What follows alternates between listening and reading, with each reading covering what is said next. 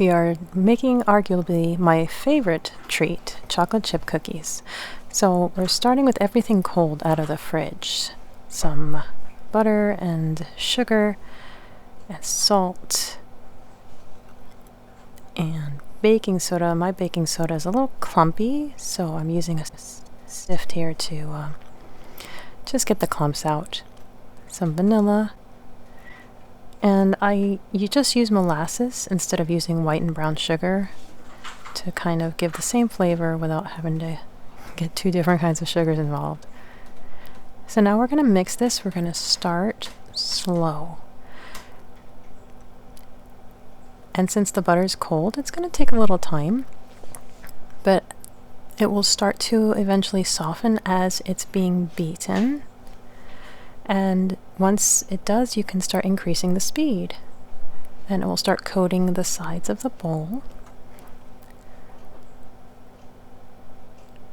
Now when it starts to kind of climb up the sides for a while, I'm gonna take it down and scrape it down so that we can mix it more evenly.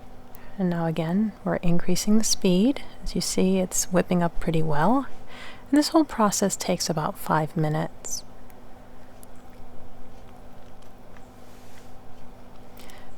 So now you'll see that the butter is really soft and just smooth and pliable.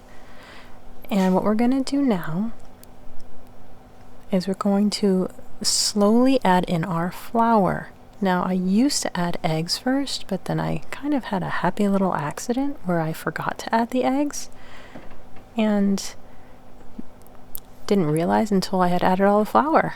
And it ended up making my cookies a lot taller than they normally were when I would bake whole wheat cookies. So that's the only way I make them now. Once the flour is added, we add our eggs.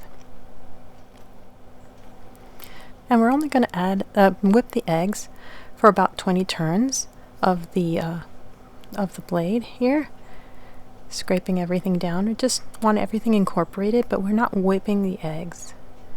Now I like to add a mix of white and milk chocolate chips, but just add whatever you prefer. You could do semi-sweet, bittersweet, whatever you like.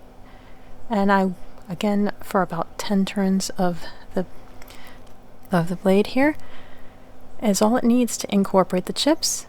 And now I'm going to kind of press the dough against the sides of the bowl because we're going to put it in the fridge for about an hour to let the dough kind of absorb and set before we bake it. Towards the end, preheat your oven, and we're going to start just forming our cookie dough balls. And we're going to line our whole pan. Now this is a pretty big, it's about a 3/4 sheet pan, so I can fit quite a few cookies on it. But you know, if your pan is smaller, that's fine. Just fill it up as much as you can. You can put them about as close as you see here, maybe an 1.5 to 2 inches apart. They will spread a bit, but not as much as I've normally encountered with chocolate chip whole wheat cookie recipes. Now we bake them for about 8 minutes, and then we're going to turn the pan. You can see they've started to spread a bit, but they're still pretty high. Then I'll bake them for another 3 minutes. And that's just my oven. You'll have to experiment with yours to see how it works. Now they come out pretty puffy, but like all cookies, they will kind of deflate a bit. But they're still pretty round and tall for a whole wheat cookie. After a few minutes on the pan, they'll go on the cooling rack to finish cooling off for a few minutes. Now my kids hate that part of waiting. Once they're out of the oven, they want to eat them right away.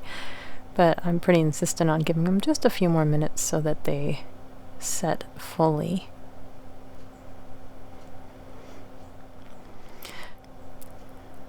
And there it is.